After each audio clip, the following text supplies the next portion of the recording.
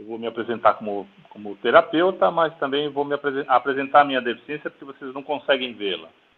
E é engraçado, né? Essa questão do online, né? Faz com que a gente se iguale de tal maneira que não dá para vocês terem a noção da minha deficiência, né? E eu vejo vocês também, só o rostinho, né? Agora estou vendo a nossa amiguinha, como é que é o nome dela? A japonesa? Tudo bem, japonesa? Oi, eu sou a Luana, prazer. Tudo bem, Luana? Então, voltou. E então eu vou falar primeiro da minha formação. Eu sou psicólogo, tá? E eu não tô colocando slides aqui. Normalmente eu tenho um PowerPoint com slides. Eu deixei ele aqui do lado e mais ou menos eu vou contando. Eu sou psicólogo, formado já há um bom tempo pela Universidade de São Marcos, falida a Universidade de São Marcos, que não existe mais. Eu sou psicoterapeuta. Eu fiz a especialização na USP, Faculdade de Medicina da USP, em reabilitação, né? Em terapia sexual eu fiz no HL, no Instituto HL, que ainda existe, né?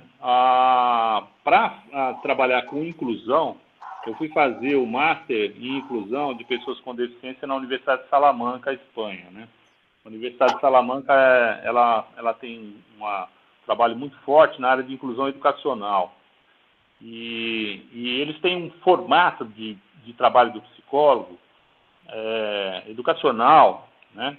Onde você interfere muito mais no contexto da escola.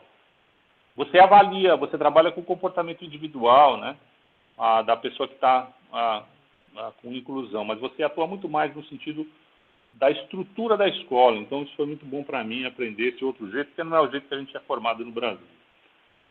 E em reabilitação, eu fiz também a especialização na Secretaria de Saúde do Estado de São Paulo, para trabalhar na área de educação sexual. A Sociedade Brasileira de Sexualidade Humana também eu fiz a formação. Durante mais ou menos 15 anos, eu trabalhei no Instituto Paradigma. O Instituto Paradigma, que ainda atua também, ele faz um trabalho de inclusão educacional, inclusão econômica, de pessoas com deficiência em prefeituras.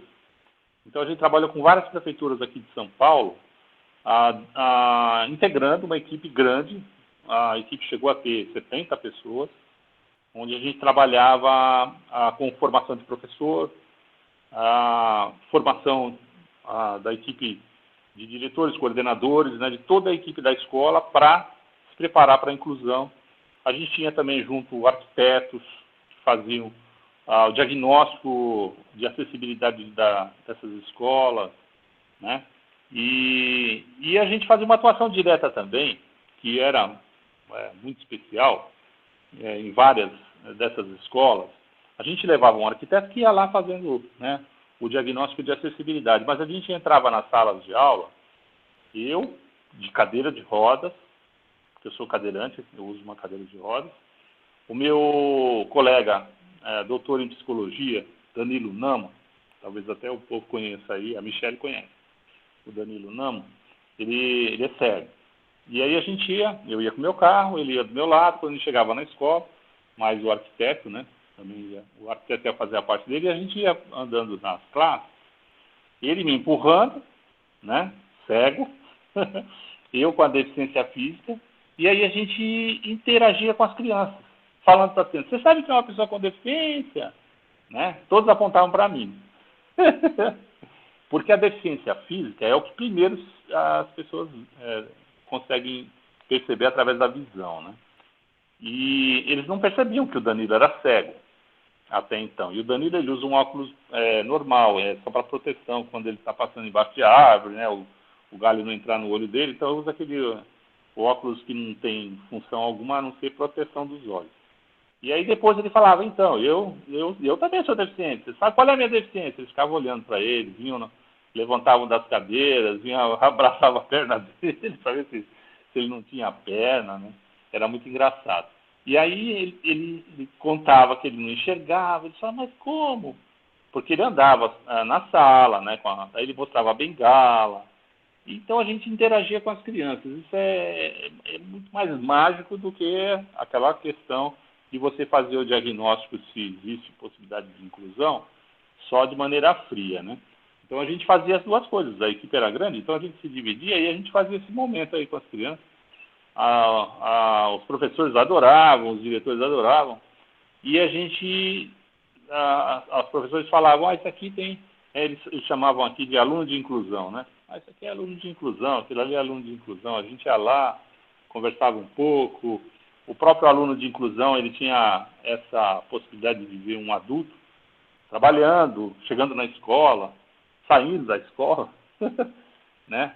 E vivendo a vida. E daí eles viam a gente saindo depois do pátio, juntos, aí depois pegando o carro, né? E então era uma coisa meio mágica, assim. Eu acho que foi uma experiência muito legal, essa do paradigma, né? E aí então a gente atuou, né, nessas áreas, né? Acessibilidade, tecnologias de apoio, né, para o ambiente educacional, corporativo, de esporte. Eu gosto muito de tecnologias de apoio, tecnologias assistivas, tecnologias de apoio. Conheci isso na época que eu fiz o Master, né, na Espanha. Na época chamava Ajudas Técnicas, né? E eles tinham até, na época, um catálogo, né, que na época eu trouxe em CD-ROM para o Brasil, né, coisa que a maioria dos alunos não sabe nem o que é. E assim, era muito engraçado, porque eles tinham que catalogar, porque tinha tanta coisa, e tem tanta coisa. Por quê? Porque as tecnologias de apoio, elas estão muito mais relacionadas ao indivíduo do que uma empresa. Elas são feitas por terapeutas ocupacionais e psicólogos e todo mundo que interage com a pessoa com deficiência, tentando achar soluções, né? E então, assim, o universo da sexualidade, da inclusão afetivo-sexual, né, da pessoa com deficiência, ele permeia todos esses aspectos que eu acabei tendo que me formar. Porque não dá para você você trabalhar de maneira séria, né, com inclusão afetivo-sexual da pessoa com deficiência, se essa pessoa não tiver uma aceitação familiar, né, se ela, por conta dessa aceitação familiar e social, está num contexto de inclusão educacional, desde do fundamental, né, do infantil, e subindo nos níveis, porque daí quando ele chega na adolescência, ele começa na pré-adolescência e na adolescência a perceber as diferenças. E a perceber, e as próprias crianças começam a perceber também, porque antes elas vão lidando de uma maneira muito natural, né? Aquele coleguinha que fala com as mãos, aquele coleguinha que não enxerga, eles não esquentam muito a cabeça não, as crianças lidam muito bem. As famílias, quando as crianças contam, elas ficam meio assustadas, né? E se não for feito um bom trabalho com essas famílias, elas vão falar, não, filho, não brinca com ele não, ele pode te machucar, daí faz aquela bagunça de que mistura a deficiência física com outras deficiências e também com problemas psiquiátricos, fica aquela coisa de colocar medo nas crianças. E quando chega na adolescência, que toda criança, todo jovem tem medo de bullying, não tem quem não tenha medo de bullying, né? E a gente acha que resolve o bullying só falando que não pode fazer bullying. A gente tem uma ilusão com essa questão da construção da identidade, né? É uma ingenuidade de achar que com lei a gente resolve isso, né? Não resolve, a gente resolve realmente com empatia, né? Com a empatia e com o conhecimento, né? De como que é o outro, e isso é factível, né? Dá para a gente perceber bem. Então, quando chega na questão da adolescência, né? Na pré-adolescência e na adolescência, ele se percebe uma pessoa com deficiência, né? Como eu disse, eu ia falar também da minha deficiência e falei da minha formação. Eu não passei pessoalmente por esse processo porque eu fiquei deficiente com 18 anos, né? Eu fiquei deficiente através de um acidente. Eu bati a cabeça no fundo de uma piscina, coisa mais comum, né? Esses acidentes acontecem com muita frequência. E, infelizmente, eu continuo vendo esses acidentes acontecerem, hoje não mais em piscina, porque é um ambiente mais controlado, as pessoas conseguem controlar mais esse tipo de acidente, a não ser quando são residenciais. mas ainda acontece com muita frequência em rios, né, em cachoeiras, ou às vezes quando a pessoa escorrega e acaba tendo, né, esse tipo de acidente por mergulho em águas rasas, né. Então foi isso, eu quebrei o pescoço. Quando você quebra o pescoço, o que você tem, né? Anatomicamente você tem a parte óssea, e dentro da parte óssea a parte nervosa bem protegida, tanto no cérebro quanto na medula espinhal, né? Quando você quebra o pescoço, são 7 vértebras. Dependendo da altura que você quebra, né? No caso, eu quebrei 3 vértebras e um disco da 5ª vértebra invadiu o canal medular. Quando ele invade o canal medular, mesmo que não seccione, ele cria um edema. O edema é uma inflamação, né? Então você incha aquela região. Na hora que você incha essa região, você aperta os nervos, não passa a parte elétrica. Isso pode ser reversível ou não. Mas esse edema, né, ele, mesmo quando ele é reversível, nunca é rápido, né? E os médicos, mesmo fazendo uma tomografia, ressonância e tal, isso hoje, né, que eu estou desde os 18, eu tenho 53, né? Na minha época era radiografia, né?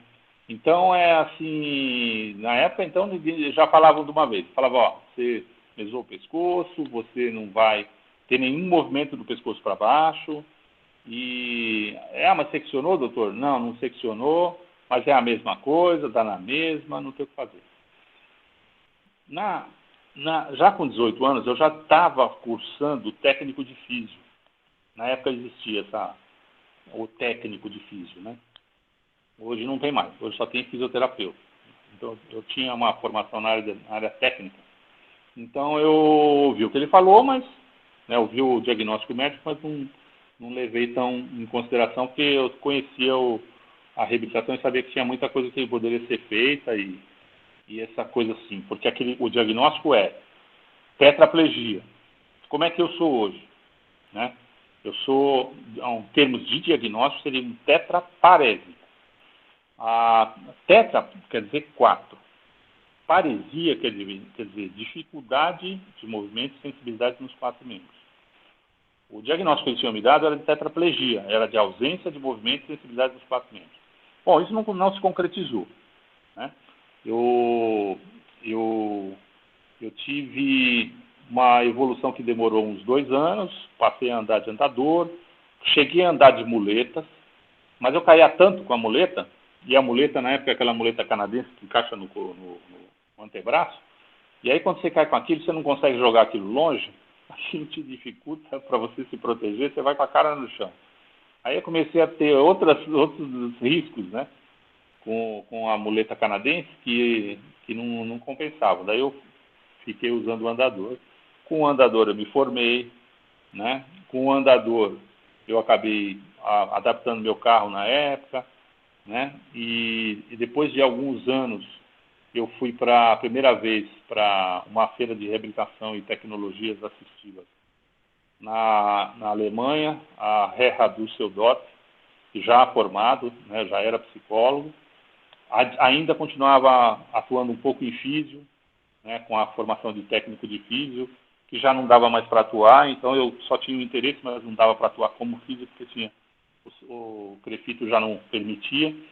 Mas por gostar muito, né, da tecnologia acessível, eu fui, né, para essa feira.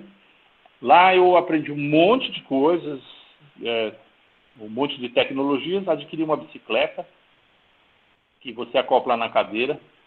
Então você tem a sua cadeira de rodas, você vai e acopla. Aqui no Brasil, depois de quase 30 anos, eles começaram a copiar algumas coisas assim. No Brasil tem várias versões, né? A elétrica é aquela kit livre. Eu já tive elétrica, já tive híbrida, que é aquela que você toca com as mãos e também com o motor, né? E depois eu comecei a inventar moda. Comecei a inventar umas bicicletas cabulosas. E aí, sabe o que aconteceu? Perdi o freio, isso há uns 10 anos. numa descida, E no final dessa descida, capotei, né? Quebrei o pescoço de novo.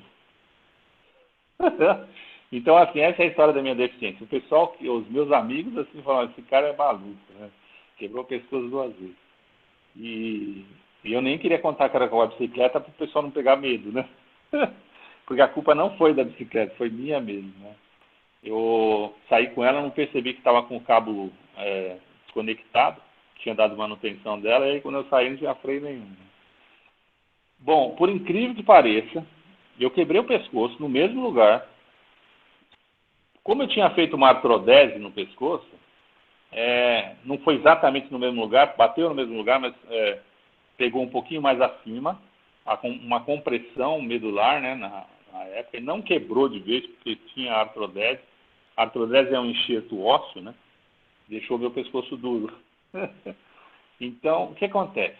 Eu, depois de 30 anos, né, como deficiente, por aí, né, eu estava de novo sem movimento nos braços, nas pernas, e a primeira coisa que eu quis fazer foi transar.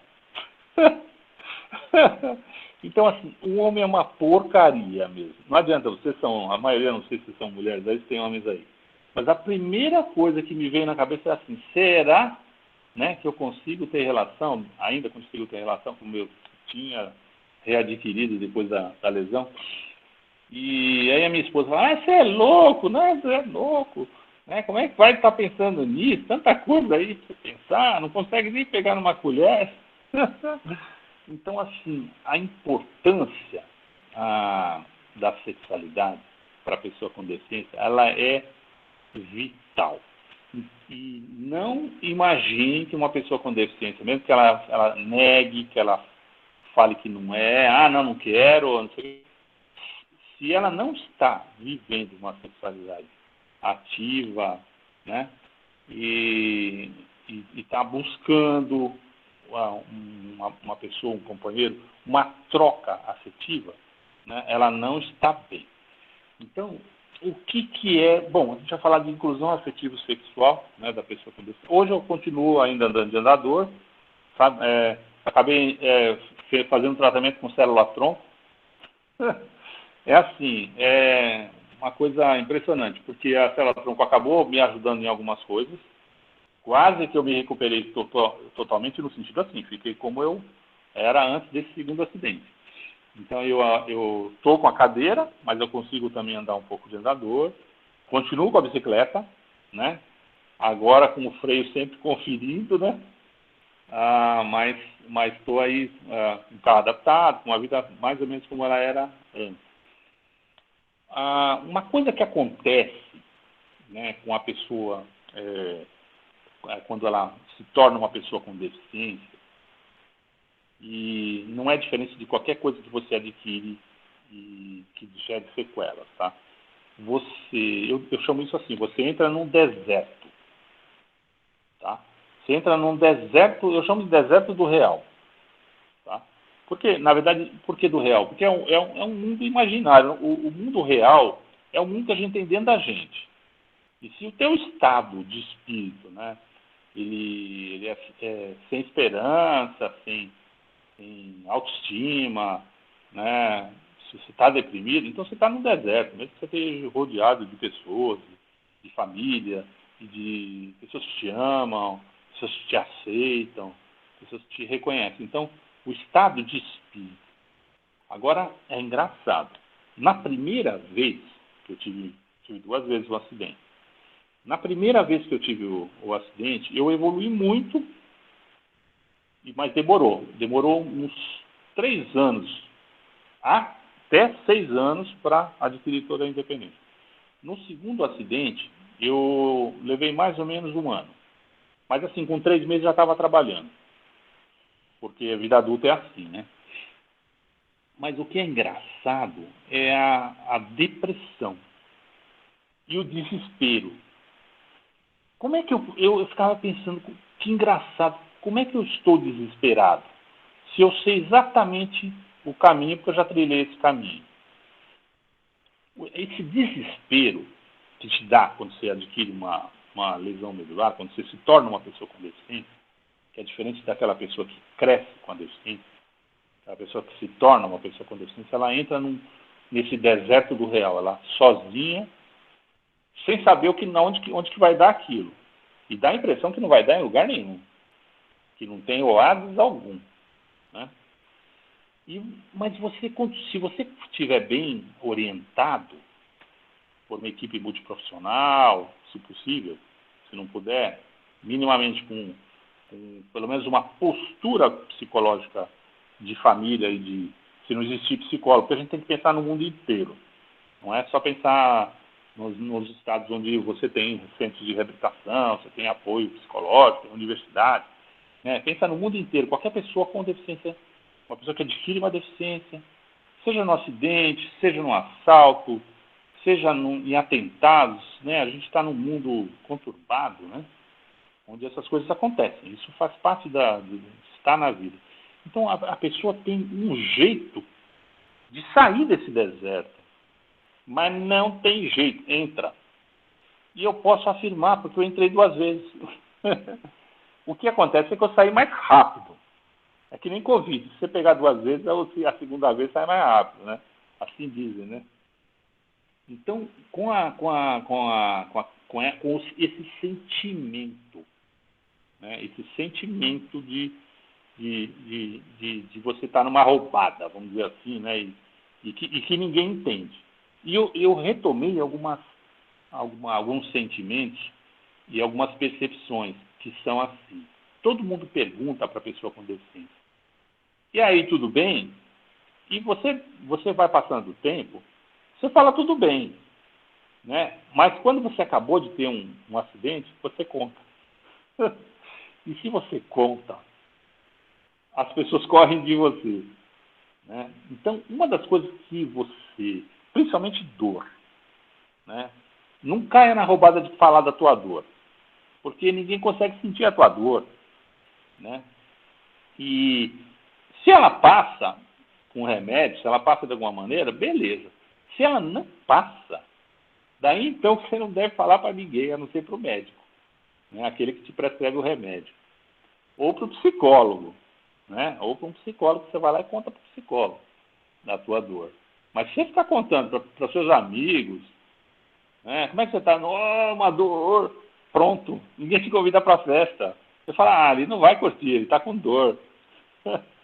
Então, rapidamente, né, eu percebi que eu não podia falar, né, exatamente o que estava acontecendo dentro do corpo, né?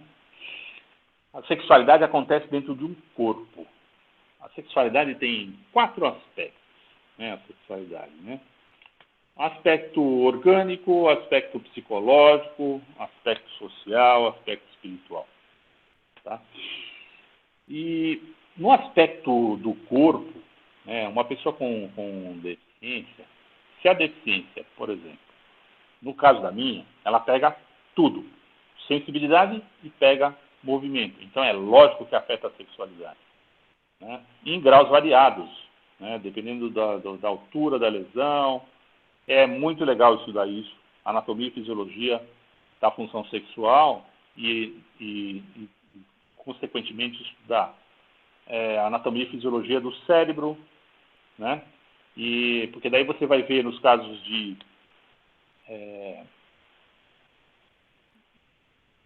saiu a imagem aqui, deixa eu voltar, não sei se vocês estão me ouvindo. Estão me ouvindo, né? A imagem saiu, deve voltar aqui a imagem. Sim. Mas a gente está te vendo também. Então, né? É só a imagem que saiu de vocês aqui. Tá. Então o que acontece? Você tem no aspecto orgânico, né, uma sexualidade que acontece no corpo, principalmente no cérebro, no sistema límbico, né?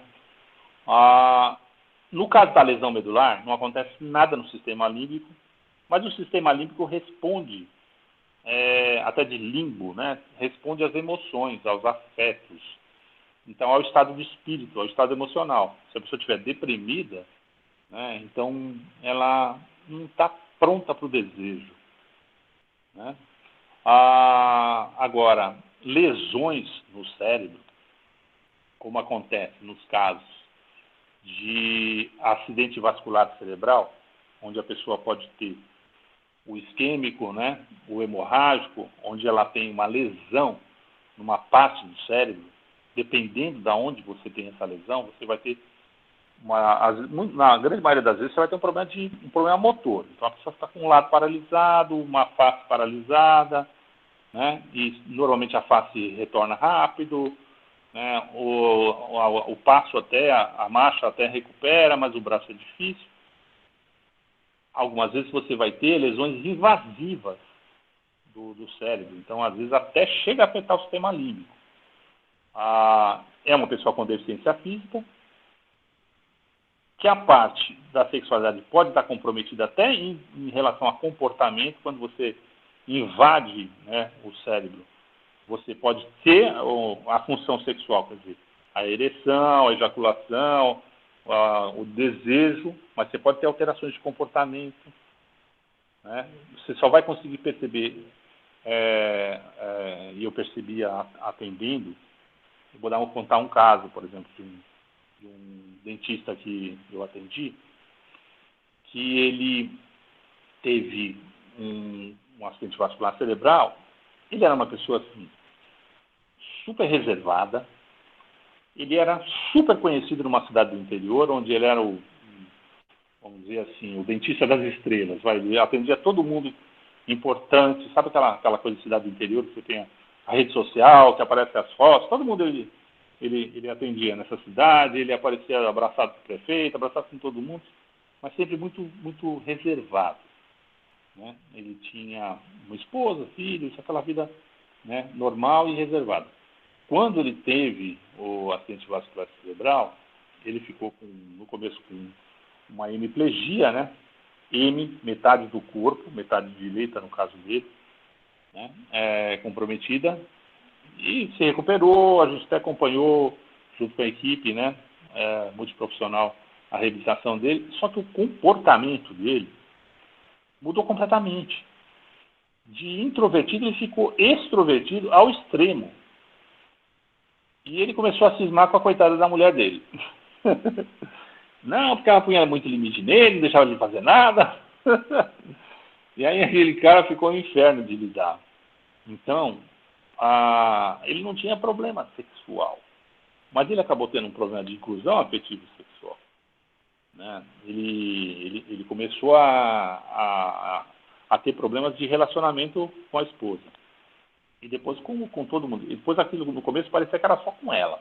De repente começou a generalizar de tal maneira que ele não conseguia se relacionar com quase mais ninguém, né? E aí precisou realmente fazer uma intervenção até com medicação, não adiantava só você fazer orientação, mostrar para ele, né?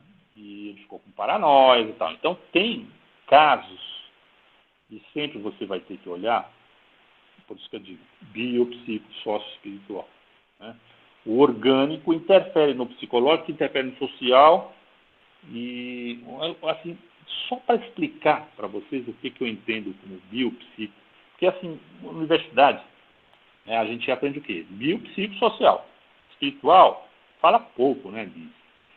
E por que fala pouco? Porque é ciência. E a ciência, ela precisa de objeto, né? E aí você relacionar causas e efeitos. E o espiritual, você só tem através de autopercepções, né?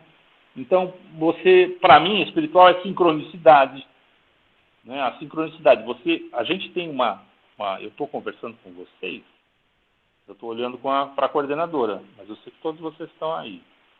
Eu ouço vocês.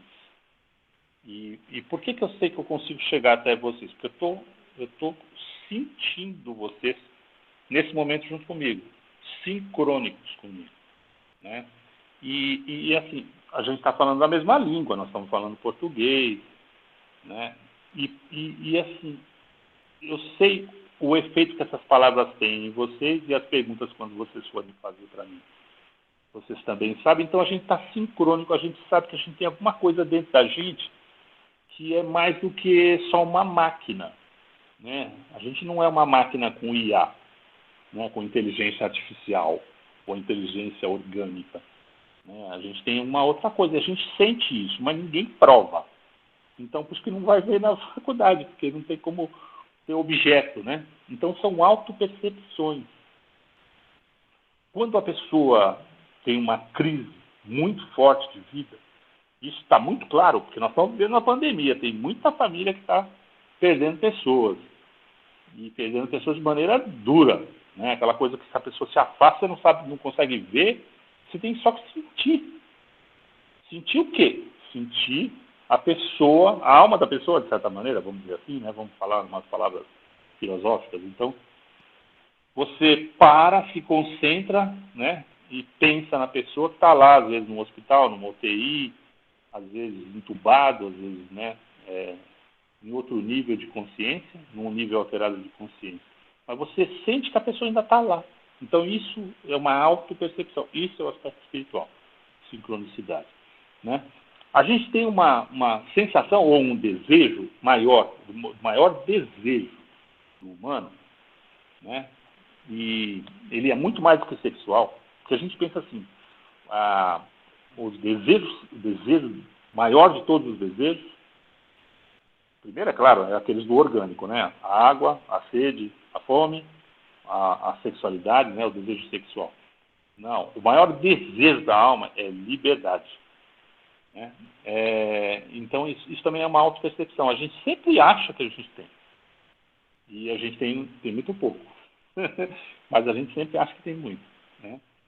E outra autopercepção, isso é o tipo da coisa também que eu acho que a gente não fala, quando fala se arrepende, é a plenitude. Né? O apaixonado, mas antes da paixão, o enamorado, né? A pessoa que está enamorada. Então, aquela fase do enamoramento, vocês vão lembrar, né? Todo mundo já passou por isso, onde você fantasia o outro, você fantasia, porque parece que você nem está mais muito com o pé na terra, né? Você pensa na pessoa, o teu corpo fica quente, né? Você sente sempre calor, né? E você imagina a pessoa pensando em você, você fala, ela vai ligar, a pessoa liga, sabe aquela fase de fascinação? Tudo que a pessoa fala parece que é uma maravilha, a pessoa não tem defeito físico, defeito nenhum, nem físico, nem visual, nem auditivo, nem celulite, né?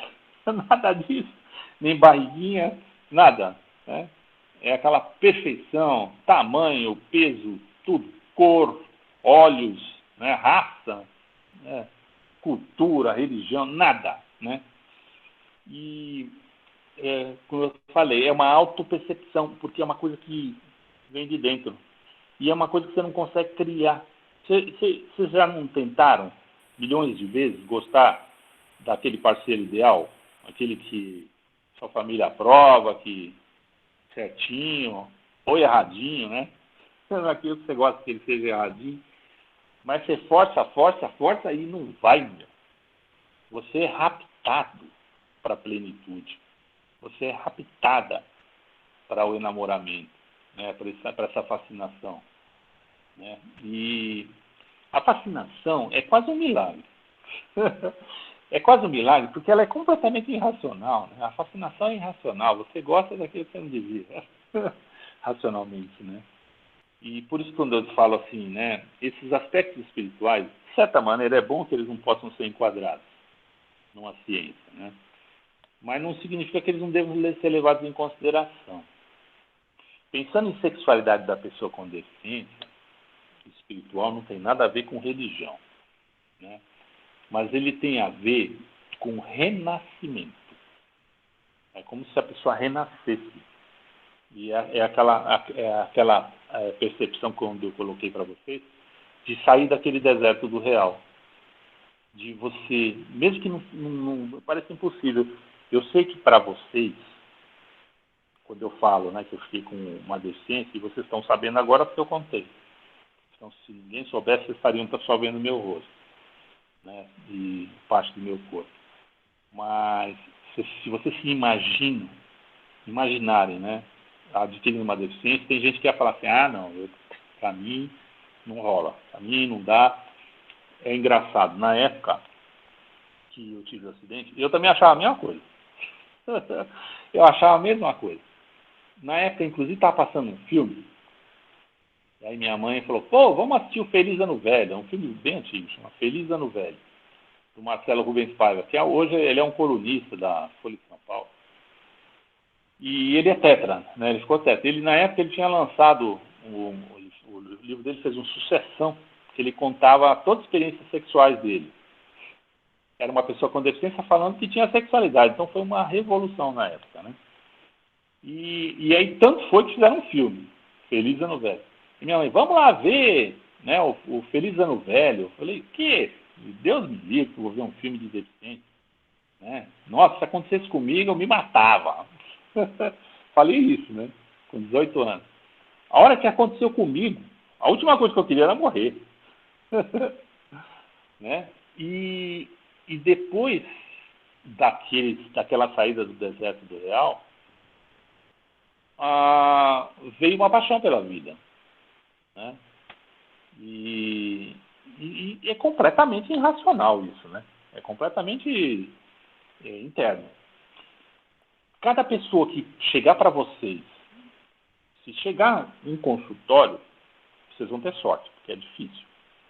É muito difícil chegar diretamente no consultório, prontinho, assim, para você trabalhar. O mais fácil de vocês trabalharem sexualidade e também a reabilitação, se você tiver num centro de reabilitação. Se na psicologia que vocês forem atuar, vocês forem atuar em hospital, se vocês forem atuar em centros de reabilitação, se vocês forem atuar em inclusão, né, inclusão educacional, inclusão econômica, vocês vão acabar se deparando. E agora, se você se deparar com inclusão econômica, o cara já vai estar tão pronto que dificilmente ele vai falar se ele falar de sexualidade, ele vai falar igualzinho qualquer um. Ele vai chegar para você e falar assim, nossa, meu, sabe, eu gosto dela, sabe, já vai ter uma parceira, mas ela gosta de relacionamento aberto. Coisas assim. Fala, ela gosta de relacionamento aberto. Ou então, eu gosto de relacionamento aberto. Ela, não. Essas coisas doidas que agora a gente vê em consultórios, a gente fala, caramba, nossa, o mundo mudou demais, né? O mundo mudou demais, né? As mulheres estão muito mais extrovertidas do que os homens não sabem como lidar com essas mulheres todas independentes, né? Às vezes extrapolam um pouco, tanto de um lado quanto do outro, a coisa do controle, né? Inclusive o controle da sexualidade, né? do ato sexual mesmo, na hora que está rolando. Então, se o cara está incluído economicamente na sociedade, rola tudo. Né? Se ele não está, não rola nada. Né? Então é difícil você pegar uma pessoa que está com tudo isso aqui comprometido, fora de um hospital, de um centro de reabilitação. Agora existem aqueles que, vamos dizer assim, ficam resistentes, criam armaduras, né, defesas. Né? E aí essas defesas, para ser quebrada, é complicado, é bem difícil. Normalmente, quando é mulher que se tornou deficiente, ou uma mulher que cresceu com a deficiência, né, elas estão acostumadas à autopercepção. Eu acho que isso é da natureza do orgânico feminino, não é nem do papel social, não. É do orgânico. Porque a mulher, por conta da menstruação e do útero, né, ela tem que prestar atenção nela mesma. Então, por ela prestar muita atenção no corpo dela, isso, claro, se ela estiver saudável, se ela estiver naquela de vamos interromper a menstruação, né, e for aquela pessoa assim, soldada, muito soldado, né, talvez ela não tenha tanta autopercepção. Mas no natural, palavra ruim, né, no saudável, ela vai se sentir mais. Então, quando ela se torna uma pessoa com deficiência, ela vem para consultório, né, para trabalhar, quando quer trabalhar a sexualidade, primeiro ela quer saber realmente o potencial sexual dela. Né? Então ela vem e já fala logo.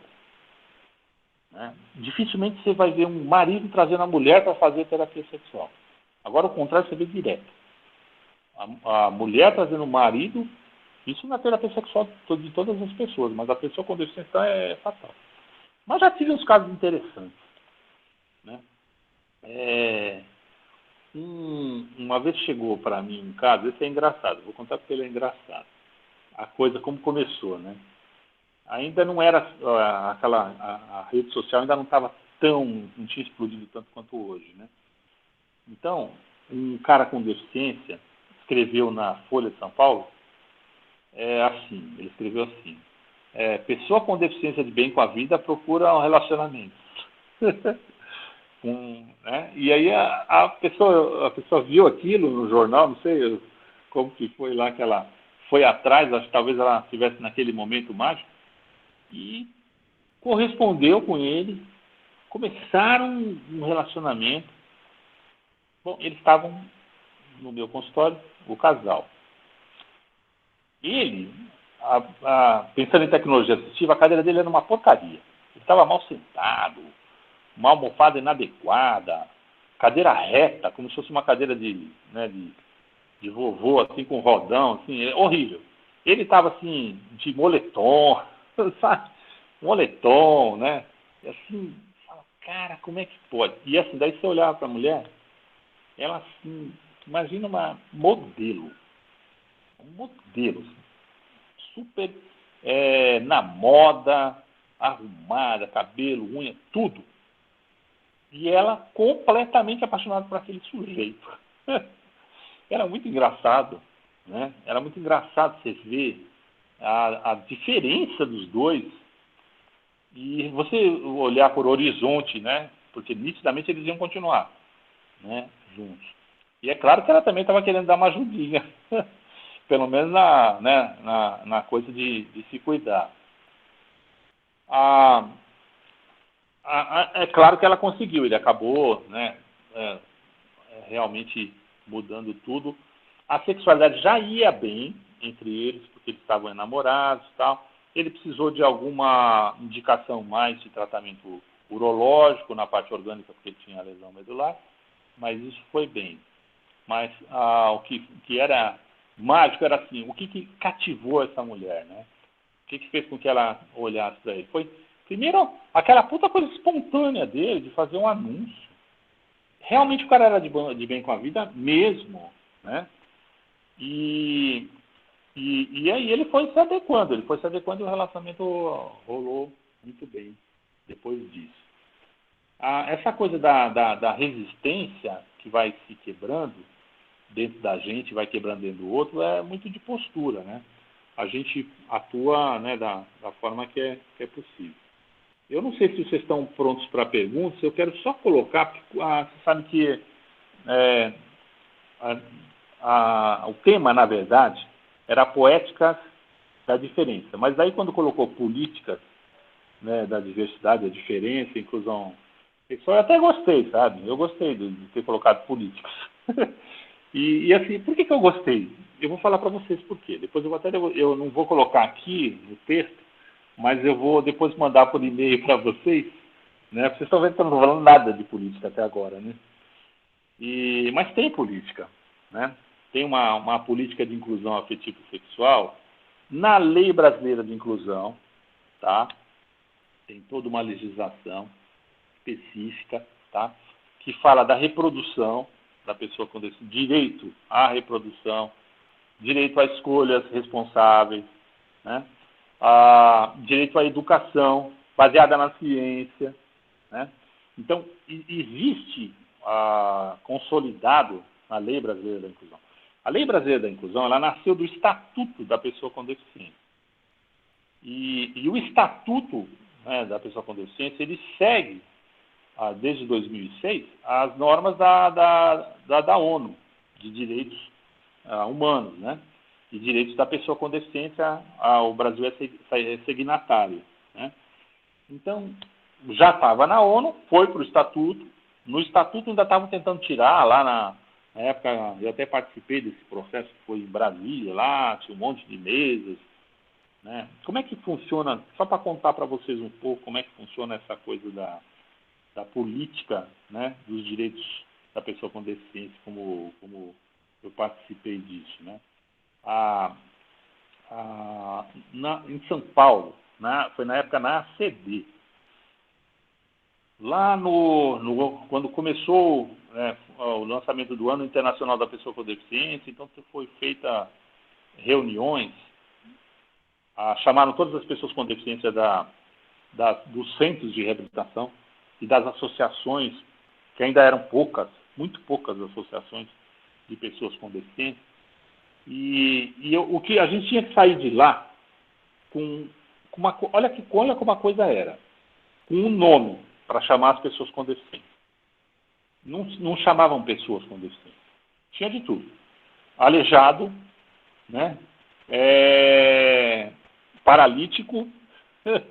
E aí os nomes eram nomes assim que parecia quando você está xingando o irmão, sabe? O paralítico, né? Está xingando seu irmão, né? E era engraçado para mim, porque como eu tinha ficado deficiente, né? E eu, naquelas mesas de discussão, ainda era jovem, estava com pouca idade, e nem sabia tanto como eu nem sabia que falavam aquilo, né? Pelas minhas costas, né? Que o meu nome era aquele, né?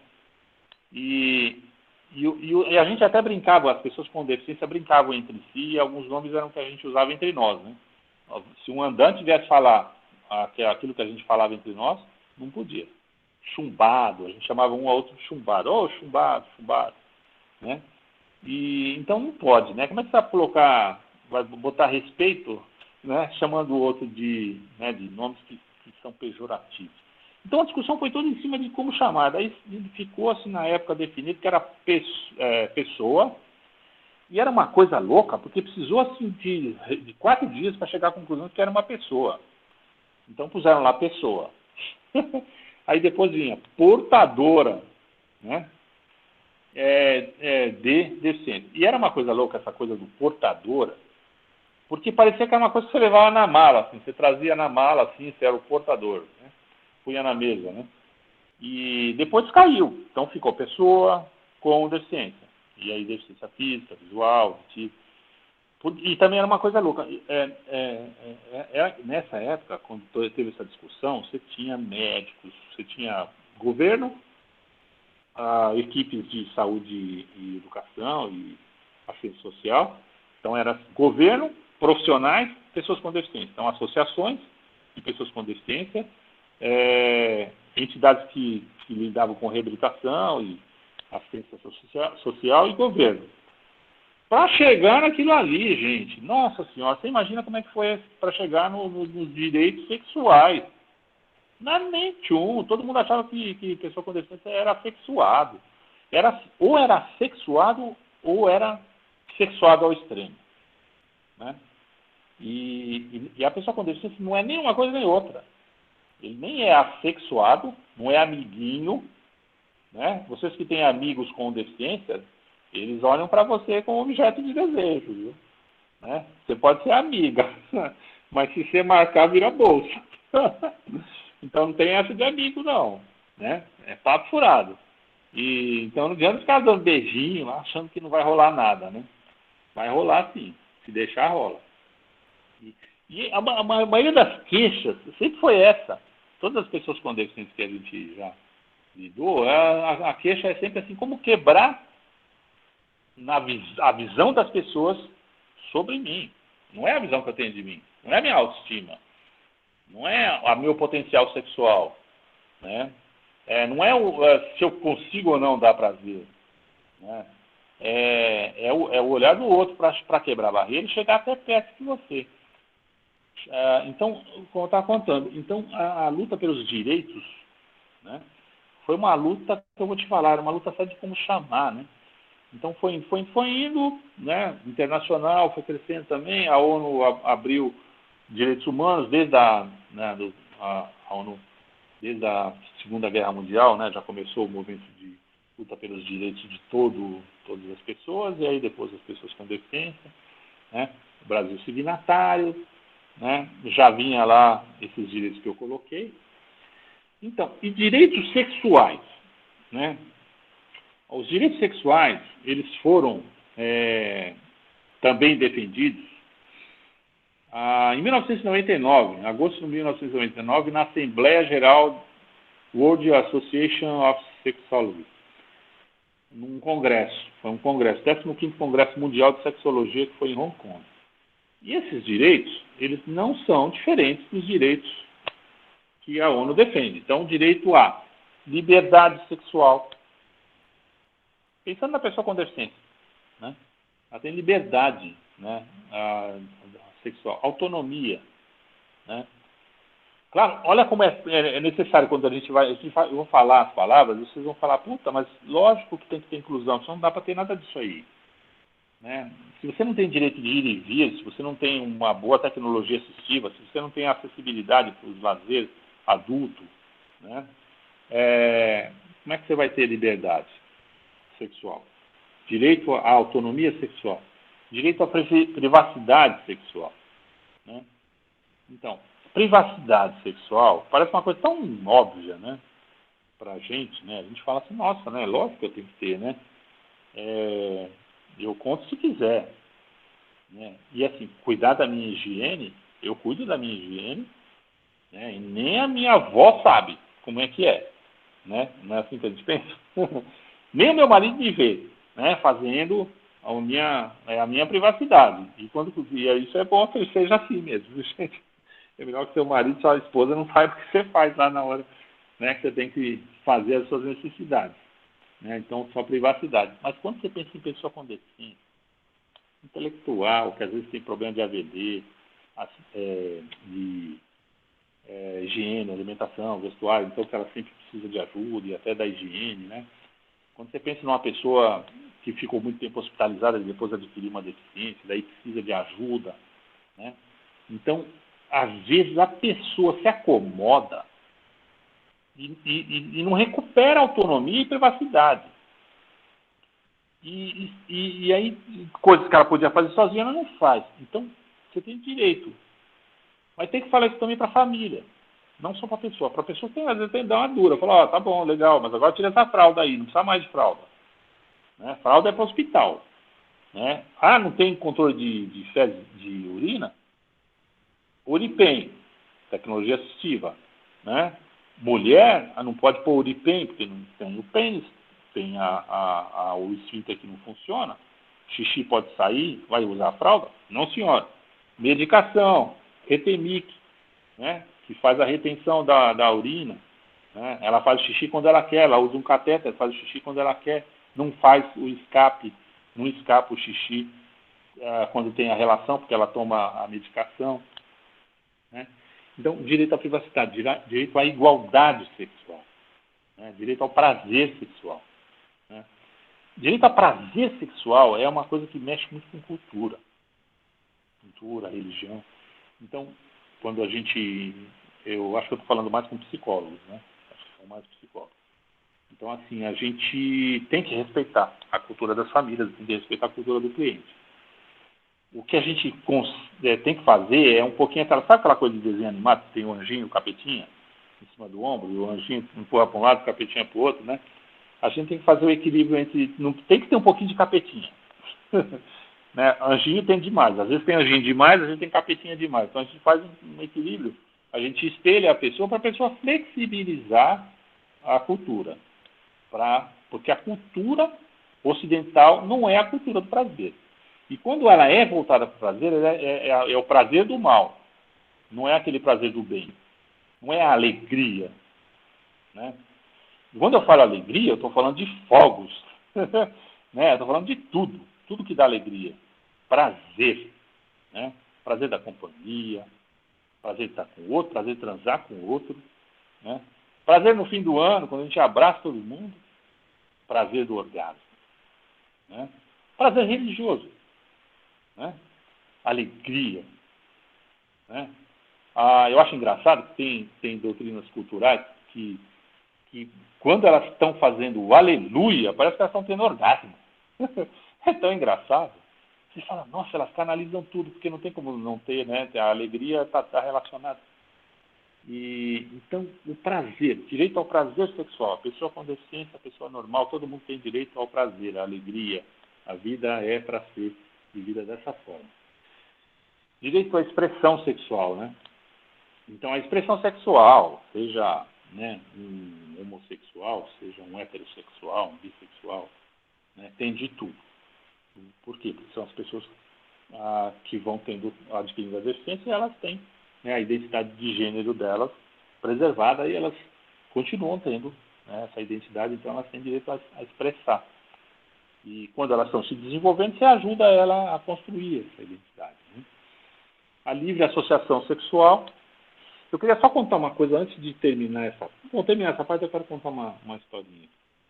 As escolhas reprodutivas livres e responsáveis e a informação baseada no conhecimento científico e a educação sexual compreensiva e a saúde sexual. Então, isso aqui são os direitos sexuais de todas as pessoas, né? E também para a pessoa com deficiência, vocês viram por que tem que ter o biopsico, sócio. Me chegou uma menina tetraplégica. Todas as histórias de pessoas com deficiência, elas são trágicas.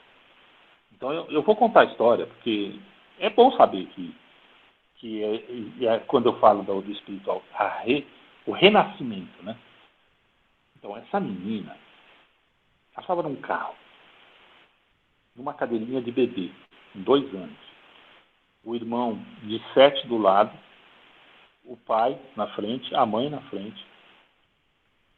E numa cidade próxima de São Paulo, onde tem caminhões-tanque, caminhões desses que carregam gasolina, perdeu o controle, atravessou a pista, passou por cima desse carro, matou o pai, matou a mãe, matou o irmão, e ela só não morreu porque ela estava na cadeirinha de bebê. Mas de tal maneira puxou o corpo dela que ela seccionou a medula, na altura do pescoço. Pois é, eu conheci essa menina num centro de reabilitação. A primeira vez que eu a vi, ela estava no colo das tias. E as tias uma era psiquiatra e a outra psicóloga. Anos depois, essa menina me procurou para fazer terapia. E a gente começou a fazer terapia. E num determinado momento, lógico, num momento onde você já estabeleceu um bom vínculo, onde um vínculo de confiança, onde a pessoa consegue contar tudo, né, e você consegue ouvir tudo, né, e onde você tem aquela sincronicidade, onde você consegue, você está pronto para poder ajudar. Ela me falou, ela tinha arrumado um namorado e tal, e ela tinha um medo. Eu falei, mas, né, e a gente já fica imaginando os medos, né, os medos que a gente tem na cabeça, né. O medo dela era o seguinte: ela não tinha sensibilidade na altura do mamilo para baixo. Então ela não tinha sensibilidade na bunda, né, nas costas, né, e estava acontecendo que eles estavam tendo bastante intimidade e ela não sentia onde estava a mão dele. Então, enquanto ele estava passando a mão no rosto, nos braços, ela estava muito bom. Mas, de repente, a mão desaparecia e o pânico dela era assim: que esse cara está abusando de mim ou não? Eu não sei. Esse cara está pondo a mão na minha bunda. Porque eu não sei se está na hora de que ele faça isso. Porque ela não tinha modelo nenhum para seguir. A gente não tem modelo para isso? A gente fala, não, primeira vez não, né? Ou então na primeira vez sim, mas só se eu estiver numa balada. Né? Que agora não tem mais balada, né? Está todo mundo na pandemia, né? Então, ou então arriscando, né? Mas então ela não tinha modelo para seguir. Porque ela... E também, o que ela ia falar? Ó, põe a mão na minha bunda? Ou não ponha? Né? Ó, eu não deixo. Não, eu deixo. Não, eu estou muito afim que você ponha. Não. O medo dela era, eu não vou saber o que fazer, porque esse cara está com a mão, eu não sei aonde, desapareceu a mão. Né? Entende como é individual a experiência, né? E lógico, como é que você resolve um negócio desse? Depois que a pessoa falou, é fácil, né? Vocês estão pensando aí um monte de coisa. Depois falou. E é sempre assim. Quando a pessoa fala, ela já elaborou. É como se fosse um negócio que pôs na terra, uma semente. E rega, que nem feijãozinho. Sabe quando a gente fazia quando era criança? A gente punha lá no copo, daí você põe a água, isso aqui, de repente brota. Então, quando a pessoa fala, quando ela te conta, né, o exercício de contar, né, de falar, de expressar, está pronto já. Ela já se ouviu. Então, eu não precisei falar muita coisa. Ela já tinha falado. E aí, no caso ali, eu devolvi para ver o que ela estava pensando, como é que ela poderia, quais seriam as formas, em vez de ficar conduzindo, né? Então, tem isso. Eu queria contar nesse momento dessa menina. O que eu acho que é legal a gente fazer agora, professora, né? Está cheio de alunos aí. Falei um pouco, né? Acho que eu falei até bastante, nem sei como é que está o tempo. Acho que ainda tem. Ô, Fabiano, o coordenador do serviço de aconselhamento genético, ele entrou, o senhor tinha começado a falar, ele entrou, eu não quis interrompê-lo. O Wagner, se apresenta, fazendo favor. Wagner? Olá, tudo bem? Tudo bem, Wagner? Tudo bem, eu sou o Sr. Wagner, estou aqui participando, quando é possível, estou participando das coisas aqui. Muito, muito bom que você está trabalhando aí com o pessoal, a apresentação que você está fazendo, e acho que está sendo extremamente enriquecedor, né? Principalmente porque você vive a situação de ser um psicólogo e o fato de você ter um paciente. Então, você consegue ter a visão que é muito bom. Nós trabalhamos aqui todo esse processo de visão de pessoas que vão ter deficiências, e não uma deficiência adquirida, como você, né? A maioria são inatas, mas por problemas genéticos, mas deficiência é deficiência, querendo ou não, com maior ou menor grau, e acho que é muito importante que você está colocando aqui. Então, parabéns pelo que você está trabalhando aí com o pessoal. Obrigado. Obrigado, amigo. Então, e é verdade, assim, você pode adquirir a deficiência na primeira infância, ou você pode se tornar uma pessoa com deficiência na fase adulta, ou você pode nascer, né, com problemas genéticos, né? Atualmente eu estou acompanhando uma pessoa que é da área de saúde, né, e ele teve mielomeningocele, né, e foi corrigida, mas ainda assim ele ficou uma pessoa um cadeirante, né? Então, assim, é lógico que... E aí, o que tem de diferente numa pessoa que cresceu com a deficiência é que o social dela, mesmo que ela não perceba, ele é um pouco protegido. Às vezes, muito protegido. E por conta dessa proteção, às vezes a pessoa não tem tanto bom senso, né? Às vezes não sabe se adequar, é mais difícil ela se adequar, entender, né? Entender os sinais não verbais, né? Os sinais não verbais da paquera, né? Do enamoramento, né? E mesmo a adequação do comportamento adulto, né? Então, o que se espera de um homem ou de uma mulher adulta, né? E então, às vezes quer sempre agradar, às vezes não, às vezes é mimado, né? Então tem outras questões que podem surgir que dá para corrigir. E o aconselhamento genético é muito bom nesse sentido, porque a pessoa já pode até saber que vai ter uma pessoa com deficiência, né?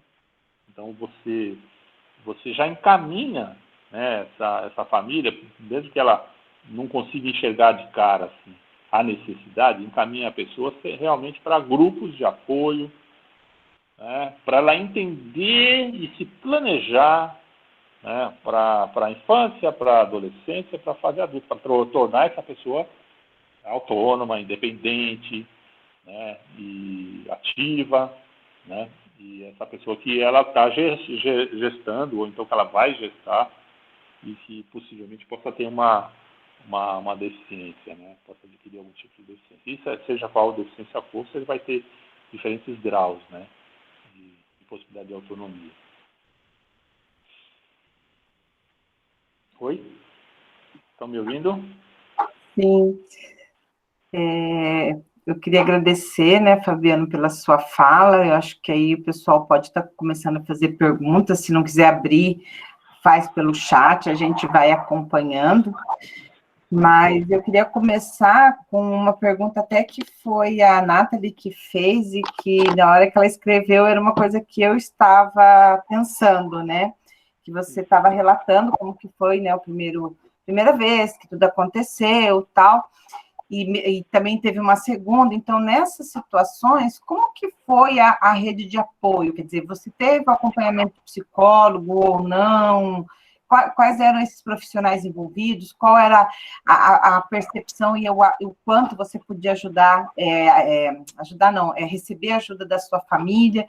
Porque isso, quando a gente trabalha com problemas crônicos, né, esse faz muita diferença, né, com quem a pessoa vai poder contar e como ela vai poder contar com esses diferentes recursos. Então, quem fez a pergunta é Nathalie. Nathalie, então, Nathalie. A minha mãe é enfermeira, né? Ela é enfermeira já falecida, né? Morreu com 94 anos, e ela me teve bem tarde. Ela devia ter, acho que uns 49, assim, né? E o que acontece é que, como enfermeira padrão, o foco dela, primeiro, quando ela soube, ela queria saber se meu cérebro estava lesado. Ah, é só o pescoço? Então ela meio que minimizava, assim, ela falava, é só o pescoço? Então, o pescoço a gente lida, o duro é que ele não pudesse ajudar, né? Então, o que ela fez? Ela me ajudou no sentido seguinte.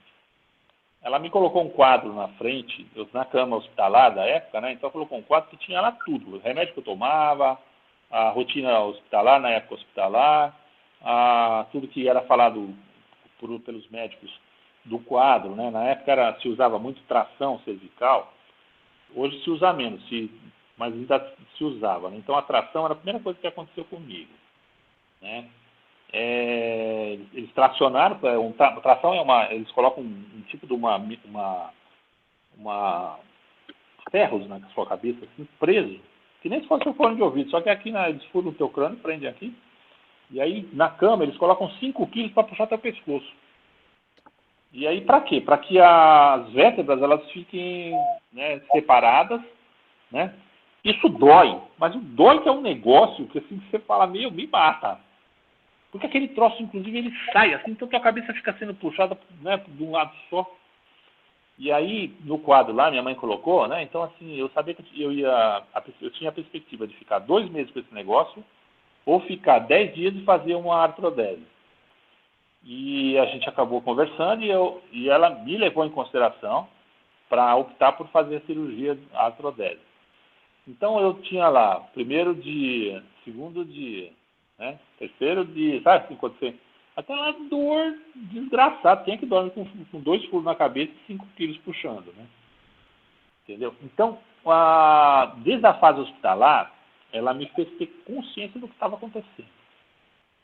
Eu já tinha, como eu estava falando, já estava estudando técnico de física, então eu entendia do que ela estava falando, mas se eu não entendesse, eu explicava também. Eu usei esse formato para atender todo mundo que eu atendi depois. Então, se possível, eu queria atender, que hoje existe rede de apoio. No estado de São Paulo, a rede Luci Montoro, né, antigo DMR, eu me formei no DMR, hoje chama rede Luci Montoro. Provavelmente na região de vocês deve ter também alguma coisa semelhante. Né? Não sei se rede Sara, não sei qual é, se não for rede Centro de Reabilitação. Então, vocês têm que localizar isso aí. Através dos assistentes sociais, você consegue mapear o que existe na cidade de reabilitação, seja de físico, fono-TO, o fisiatra, o psicólogo, tudo na equipe, né? Então, na época que eu tive no hospital, não existia psicólogo hospitalar. O médico, né, a gente estava bem lá, porque a gente foi fazendo exercícios de estimulação sensorial no hospital. E o médico chegava lá, isso não vai adiantar nada, estão perdendo seu tempo, assim, desse jeito. E a gente assim, sempre tentando, né? Então, esse médico, com o tempo, ele começou a vir com frequência lá. Ele vinha, sentava um pouco para falar do meu quadro, mas depois ele começava, com o tempo, ele foi ficando amigo, ele começou a contar de outros casos. Teve um dia que ele sentou lá e ele falou assim, para minha mãe, né? Ele falou, olha, estou muito mal hoje. Por quê o senhor está mal? Ah, eu estou mal porque eu indiquei para um amigo para ele fazer a cirurgia comigo e ele morreu. Ele morreu na mesa. E me marcou isso, porque eu falei, puxa vida, né? O que interessa na estrutura? Eu estou falando assim, eu não tive assistência psicológica de um psicólogo, porque não tinha psicólogo hospitalar funcionando naquele hospital que eu estava. E minha mãe tinha uma postura psicológica boa.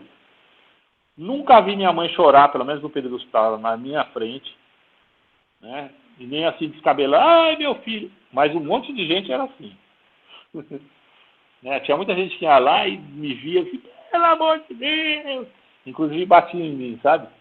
Eu lembro de um caso que ele vinha na cama, assim, a cama colchão d'água, ele fazia assim na cama, e falava, eu não aguento ver você assim, pá, pá, batia na minha cabeça, e o ferro soltou, assim, aquele negócio me puxando, e eu assim, falando para ele que eu ia melhorar, que a gente ia lutar, né, que ele ficasse bem, sabe? Eu acho que eu tive muito mais a postura de psicólogo de Bagé na época, né? Isso aqui em São Paulo é uma piada, tá? Psicólogo de Bagé é uma porcaria de psicólogo. Mas as pessoas que vinham, eu ficava ajudando, porque não achava nada bom para mim eu entrar naquela energia, sabe? Eu achava que aquilo não ia ser produtivo, não ia ser legal nem para a pessoa, nem para mim. Então, eu não tive essa assistência. Depois, eu logo fui para centro de reabilitação. Tinha psicólogo, tinha fisiatra, tinha físico, eu já na época tinha, muito tempo atrás, mas tinha. Que era, na época, a rede do SESI. Né? O SESI trabalhava com reabilitação. Mas também tinha limitações. Então, tinha um monte de coisas, de métodos que eu seguia em casa, que se eu contasse lá, eles não iam deixar eu fazer. Então, eu tinha que ir lá, eles tinham que achar que o que eu estava melhorando era lá, entendeu? Então, o método deles é ótimo, nossa, completíssimo, né? Mas eu fazia um monte de coisa em casa, né? Então, a rede de apoio foi essa, né? Na segunda, depois eu fiz terapia, lógico, né? Eu conheci a psicologia antes disso, eu fiz psicoterapia durante 12 anos antes, né? Durante a minha formação. E a gente escolhe terapeuta através de identificação, né? Como é que você escolhe terapeuta? Você se identifica, né? Você vê uma palestra, você lê alguma coisa da pessoa, né? Você conversa com a pessoa, se sente acolhido, né? E aí você escolhe, né? Ou então você tem uma amiga, um amigo que faz com aquela pessoa uma formação, faz terapia, e você fala, você está no momento que você precisa, esse amigo fala, tenta, é bom pra caramba, me ajudou nisso, naquilo. Mas é sempre assim, ou é uma indicação, ou é uma identificação. Mas é sempre uma busca, né? Então foi assim que eu achei. E por muitos anos eu fiz terapia por identificação, né? E aí depois eu percebi que era esse o jeito. Esse é o jeito, né? Para depois atuar também, né? Porque era a mesma coisa, você criar um clima, né? Você criar um clima propício, né? No meu caso, por exemplo, na parte de escrever, eu fiz um livro de sexualidade específica, que é a Revolução Sexual sobre Rodas. Esse está esgotado, mas eu acho que ainda se encontra, talvez até em PDF, já deva ter na internet, chama Revolução Sexual sobre Rodas. Depois disso aí, eu fiz um monte de publicações junto com outros profissionais no Instituto HL, ligado à sexualidade. Durante uns 15 anos, eu fiz a coluna para a Revista Nacional de Reabilitação, sobre...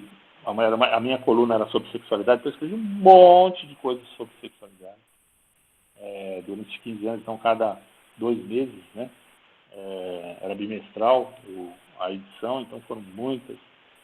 E depois Poéticas da Diferença, a gente fez no Paradigma, daí a gente escreveu sobre inclusão econômica, inclusão educacional, porque estava acontecendo uma coisa. Quando eu escrevi a Revolução Sexual sobre Rodas, não é a minha história.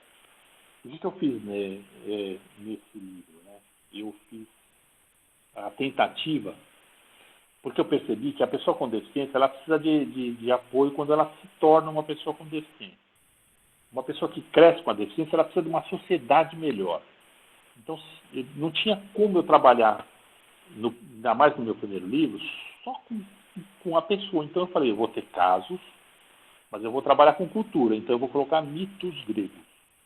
Então, na Revolução Sexual sobre Rhodes, quando eu vou falar do que é o amor, eu falo do mito de Eros e Psique e de Uranus, né? Uranus da mitologia grega, né? Quando eu falo da pessoa com deficiência, e daí é lógico que eu vou lá e conto um caso de enamoramento, né? Para falar do caso real.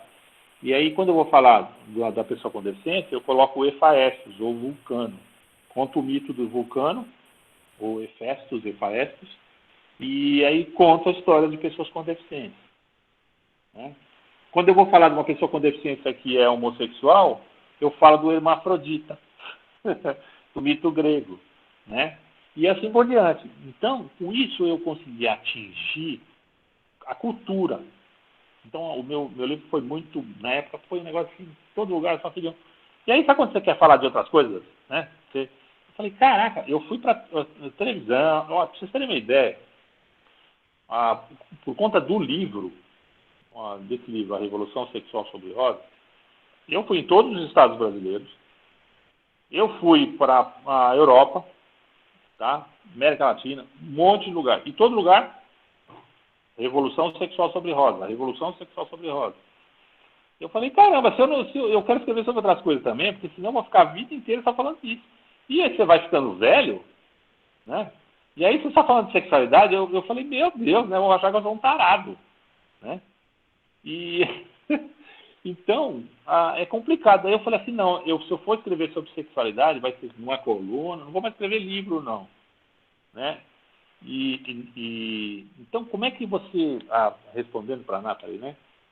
Se eu tive rede de apoio? Tive rede de apoio familiar, né?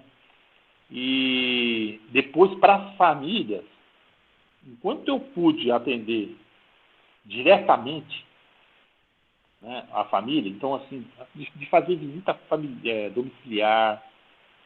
Então, assim, eu me envolvia mesmo. Então, eu fazia visita domiciliar e quando eu ia fazer a visita, eu fazia que nem aquela coisa da escola. Ia olhar se tinha acessibilidade, ia olhar como é que as pessoas estavam, as pessoas viam eu entrando na casa, né, de maneira, às vezes, independente, às vezes com uma certa ajuda. Eu usava o meu andador, então subia as escadas com o andador, né? Às vezes levava a cadeira, se fosse o caso de levar, nem precisava, mas às vezes eu levava para mostrar, né, o que é uma cadeira boa e por que isso muda a vida, né? Então, para fazer com que as pessoas da família enxergassem possibilidades na pessoa que está lá deitada numa cama e que ficou com deficiência. Porque a pessoa que fica na cama, ela olha para uma cadeira de roda, assim, ela não gosta daquilo de jeito nenhum. Ela fala que e mesmo quando ela senta, você coloca uma pessoa que está há menos de 2 anos numa cadeira de rodas diante de uma pessoa com deficiência que já tem uma identidade construída como pessoa com deficiência, elas são completamente diferentes. E elas nem conseguem dialogar, elas nem conseguem se identificar. A pessoa que recém deficiência, ela senta na cadeira e acha que ela está doente. Ela se sente doente. Então, a rede de apoio tem que tirar ela daquele estado de doença. Né? E o psicólogo, o apoio psicológico, não é só para tirar da depressão, não. Às vezes é para dar chacoalhão. Mas se ele estiver sozinho, não consegue. Se você estiver só no seu consultório, se der muita dura na pessoa, a pessoa corre de você. Vai procurar outro terapeuta que passa a mão na cabeça. Entendeu? Então você tem que ter aquele jeito de desfazer aquelas defesas, e às vezes a pessoa fica com um comportamento manipulativo, faz a família ficar se sentindo culpada, é agressivo, revoltado, sabe aquelas coisas? Então, não é fácil não, viu? E o melhor jeito de fazer isso é onde você tem grupo. Então, trabalhar com grupo, né, com grupos. Né? No meu caso, eu tive esse apoio lá no começo. Né?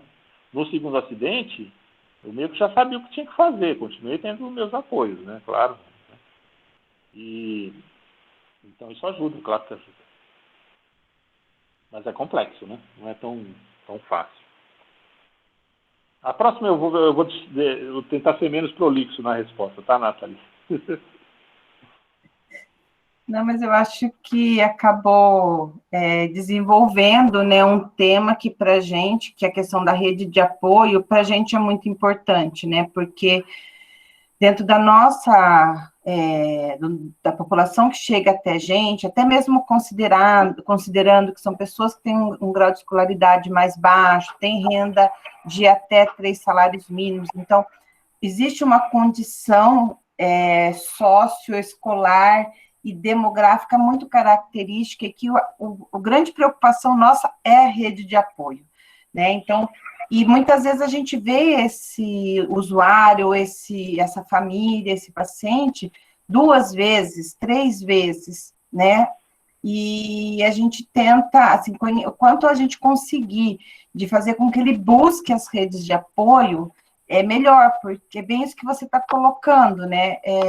Muitas vezes a gente tem que, o psicólogo, nós temos, o serviço de aconselhamento genético, ele tem diferentes profissionais, né? Desde a medicina, biologia, biomedicina, psicologia, tem várias áreas, assim, atuando junto, e a gente tenta fazer estruturar uma rede de apoio. Na hora que vai dar a devolutiva para essa família, já levar algumas orientações, né?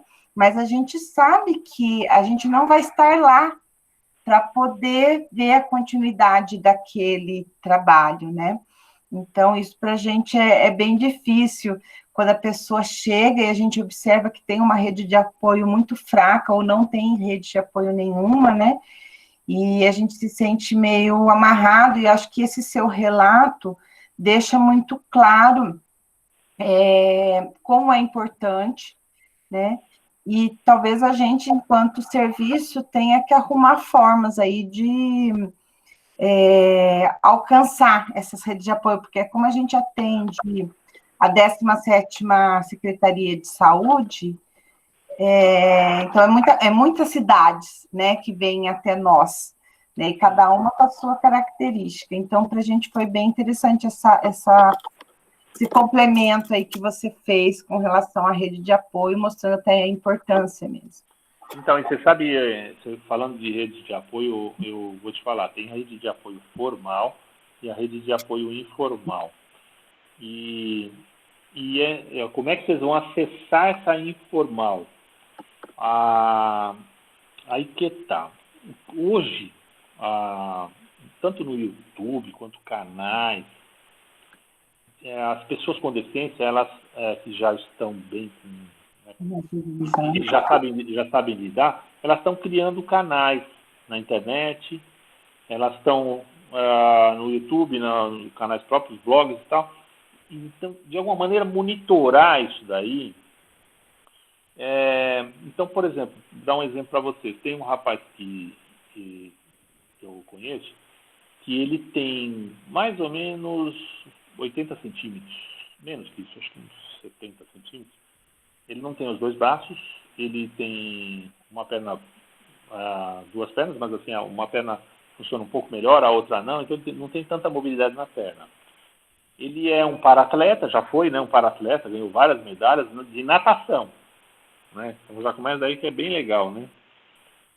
E hoje ele está montando, ele está tentando se tornar um empreendedor, apesar dele ter conseguido, né? Em rádio e TV, o pessoal não dá oportunidade de trabalho, então o mercado não está pronto para ele, para a deficiência dele, apesar dele conseguir usar o computador muito bem com o pé, né? Agora na pandemia a gente está atendendo ele por telefone, né? E ele que liga, né, o telefone com o pé, né?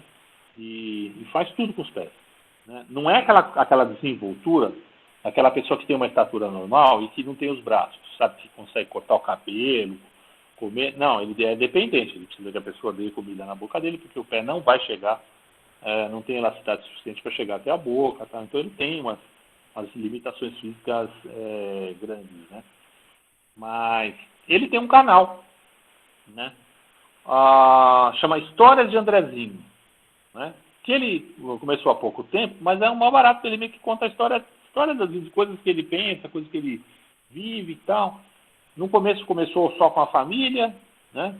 E agora já está crescendo, né? Ele posta aniversário da namorada, ele tem uma namorada, né? Uma viagem que ele foi, né? Coisas que o irmão viu. Esse é um exemplo interessante, porque é um caso, sim, que a gente, né? Vocês trabalham com doenças genéticas, né? Então, fatal que vai aparecer um caso semelhante e que a família fala, nossa, né? Nossa, daí você... existe um canal, assim, de um rapaz que fala disso aqui. Aí, sei lá, um outro problema, né? Tem vários. Tem o Mão na Roda, que também é de cadeirantes, que o cara dá dicas de cadeiras de roda, de adaptações. E aí tem uma enormidade hoje de redes não formais de pessoas com deficiência que meio que contam da sua vida, né?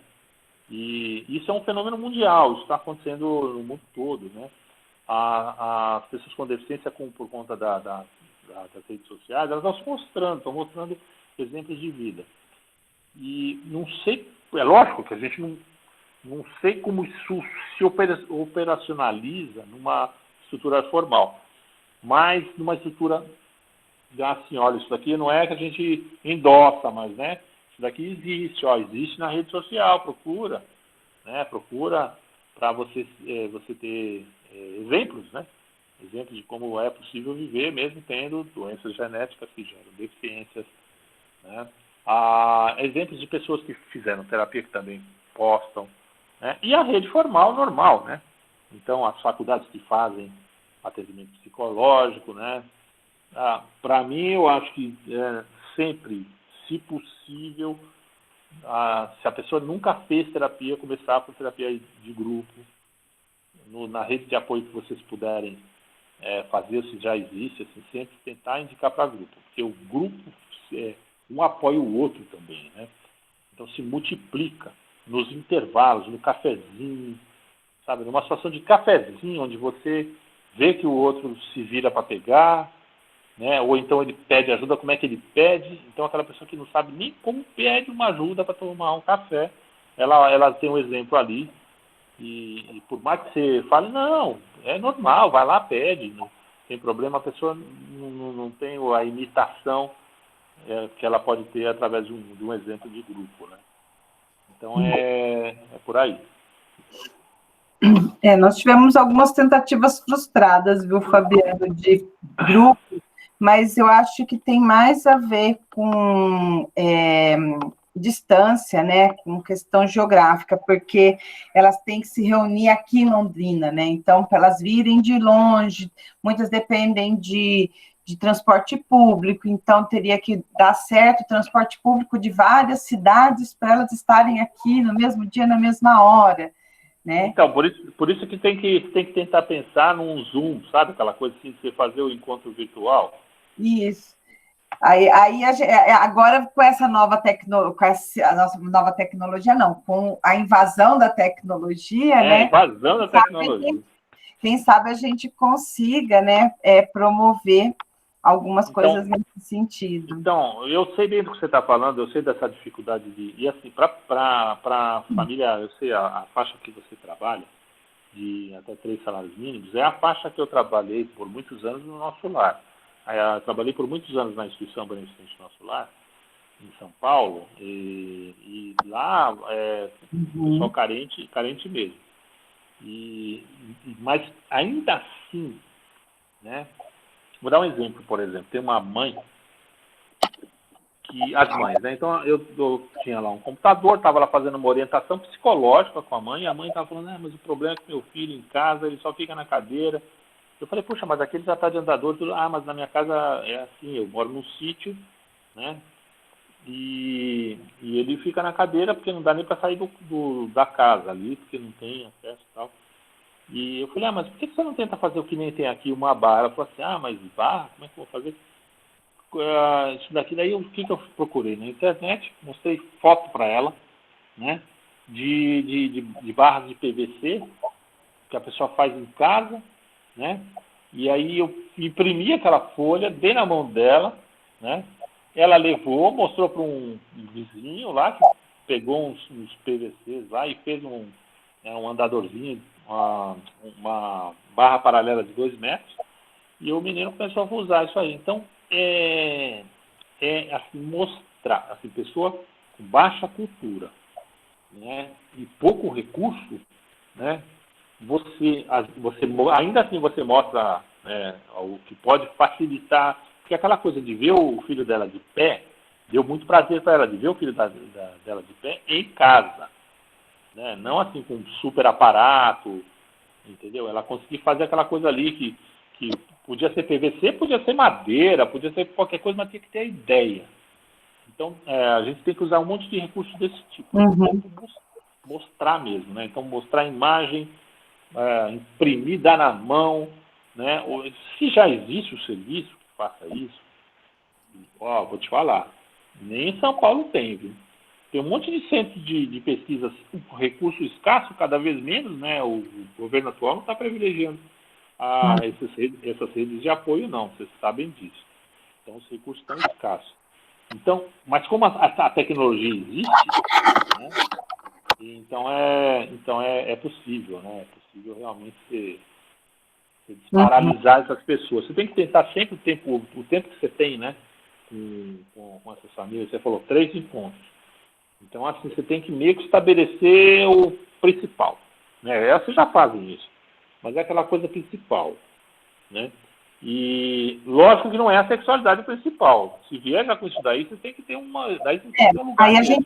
Aí a gente tem um outro momento, porque aí depois do aconselhamento genético, nós temos a parte do apoio psicológico, né? Então, se a família consegue vir para o apoio, se a gente consegue trazê-la, e quando ela vem, né, porque tem algumas que demoram um pouco, aí depois acabam vindo, enfim, então a gente tem a parte do apoio psicológico e a gente tem um pouco mais de tempo para estar fazendo essas coisas, né? Então, tanto fazer orientações para as famílias, estar trabalhando com o próprio paciente, com o seu companheiro, sua companheira. Então, isso a gente conseguiu estabelecer no apoio. Então, aí acaba aumentando, né, o número de encontros, mas ali no atendimento do aconselhamento genético, eles são bem menos momentos. Aí, quando a gente observa que precisaria de mais, e a família também aceita, então aí a gente dá uma continuidade aí. Você sabe que lá com essa situação da pandemia, né, então, no caso do nosso lar lá, ele trabalha com deficiência intelectual também, né? Então, a grande parte desses casos não iam poder, não estão vindo, né, na inscrição. E estão carentes, então eles não têm celular, tablet, computador, nada disso.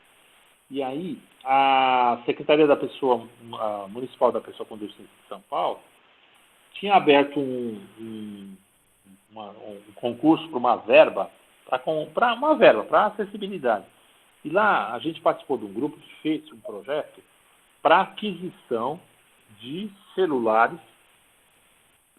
mas só o celular não resolvia, então foi-se falado com a Secretaria Municipal para que, além do celular, fosse também feita uma parceria da Secretaria com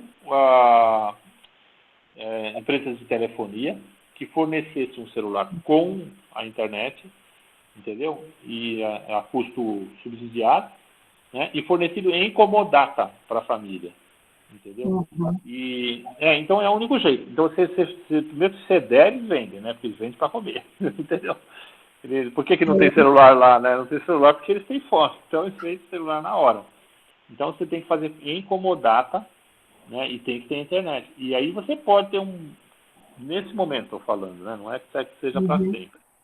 Mas, e talvez seja, no futuro, uma coisa que vai ser usada com maior frequência, à medida que o custo baratear e tal, e realmente você poder ter um apoio para assim, você ter um número enorme de cidades, um monte de gente, você fazer aquela logística para trazer todo mundo. Isso. Se viesse todo mundo, você não teria espaço, né? Aham. Se viesse, mas a gente já sabe que não vem, então mesmo que você chame, você sabe que vai vir, né, um número pequeno. Mas pode vir um número pequeno e um monte de gente que possa estar numa rede de comodata aí Uhum. de ligação, né? Como vocês estão fazendo aqui comigo, né? Entendeu? Então, são ideias. São ideias. Acho que a gente tá numa fase de muito aprendizado, né? Com certeza. E Com como a gente certeza. vai conseguir dar esses apoios. E assim, na sexualidade, isso funciona até muito melhor. Né? Para orientação na sexualidade, você consegue muito mais que a pessoa fale de coisas que ela não falaria na sua frente, ou então só de pensar que ela vai sair de casa, pegar uma condução, e daí ela vai entrar numa sala, tem uma pessoa lá que vai falar sobre sexo. Ai, meu Deus. Entendeu? Você tá Ela lá vai em estar casa, mas... podendo falar de um lugar familiar, né? Que é a própria casa dela. Então, isso pode trazer uma facilidade mesmo, né? Isso, exatamente. Entendeu? Que mais? Bom, pessoal, não sei se vocês têm mais perguntas.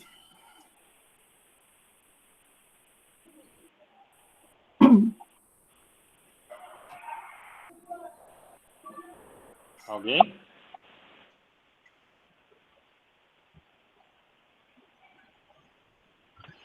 Wagner, quer falar alguma coisa? Não, eu achei que ia terminar, queria só agradecer, É. porque a palestra excelente mesmo, achei que conseguiu abordar várias coisas que têm correlação com o que nós fazemos aqui. Uhum.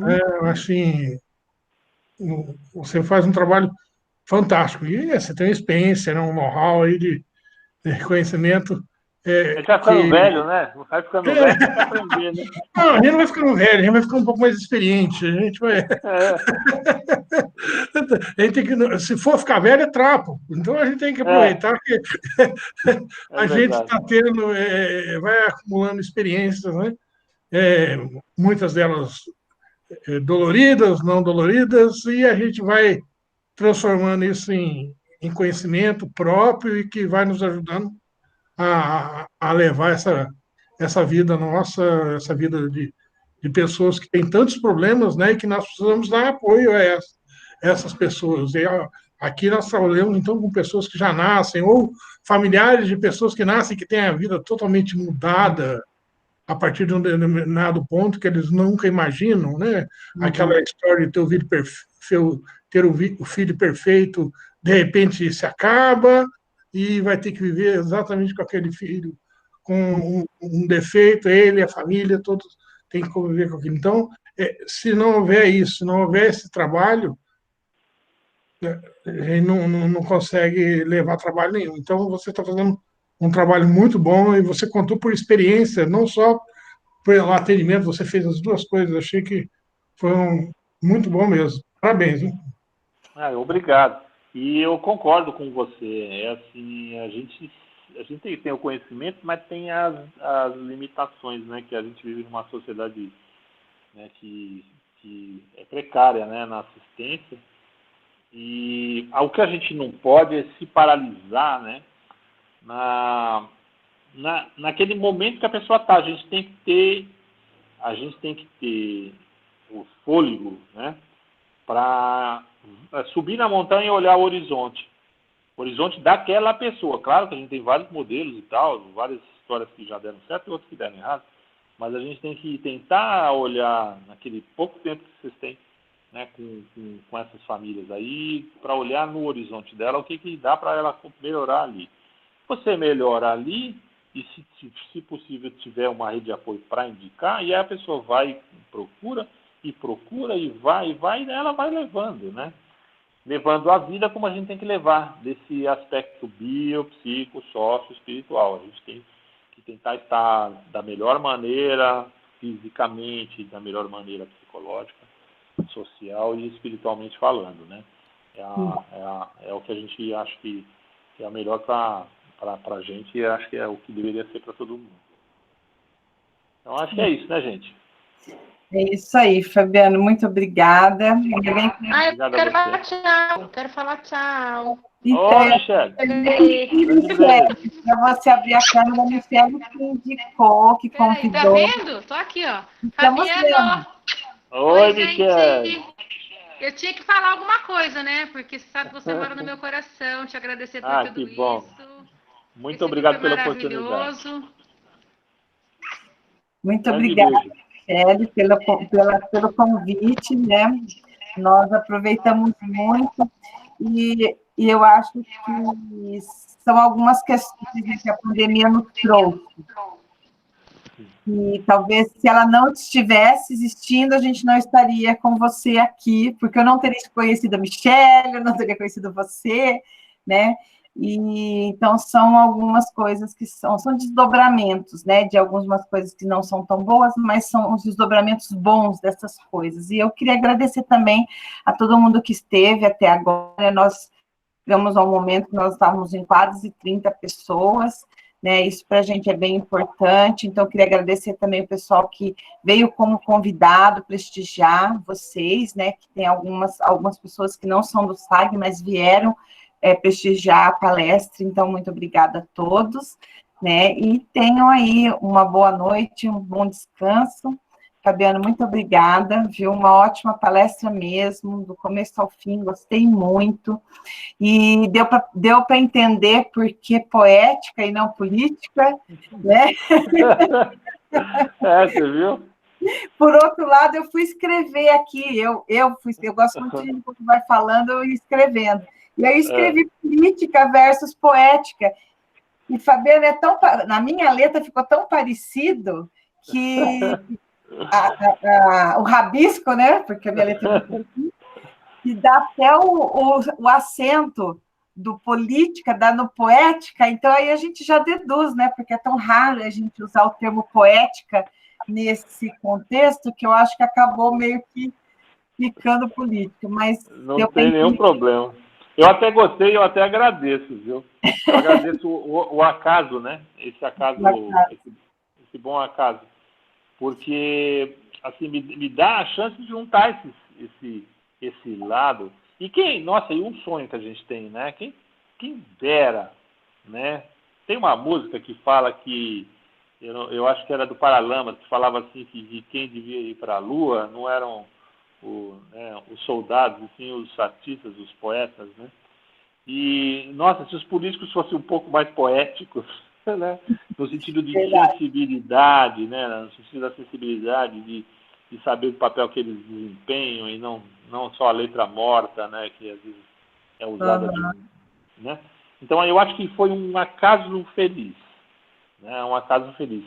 Porque, ao mesmo tempo que a gente pôde falar de política também, de política para a pessoa com deficiência e para a inclusão afetiva da pessoa com deficiência, porque tudo está junto, não tem como você ter inclusão da pessoa com deficiência, inclusão afetiva sexual da pessoa com deficiência sem inclusão social. Né? Então, foi muito bom. E foi Deus. Foi Deus que fez juntar esse poéticas com políticas aí. Eu acho que você...